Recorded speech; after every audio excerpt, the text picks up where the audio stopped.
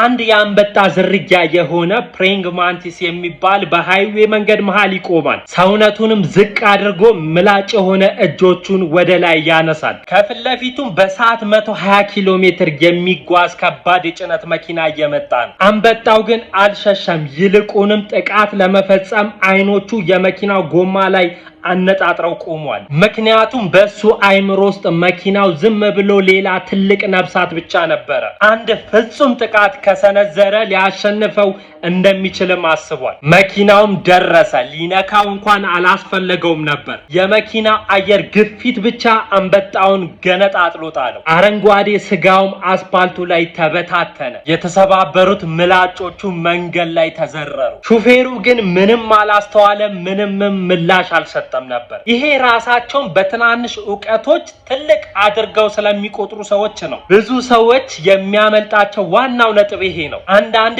ኃይሎች ከናንተ እጅግ የላቀ ኃይሎች በመሆናቸው የናንተ መቃወም እንኳን እንደ መቃወም አይቆጥሩትም። ሰዎችም ይሄንኑ በየቀኑ ያደርጉታል። 2 ቪዲዮ አይተው ዶክተሮችን ይቃወማሉ።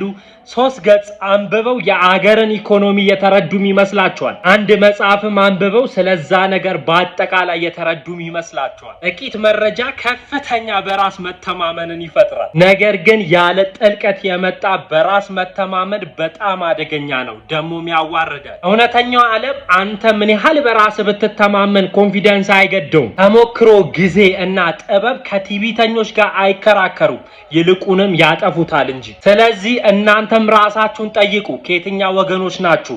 ከመኪናው ወይስ ከአንበጣው ፕሬንግ ማንቲስ ጎን ናችሁ?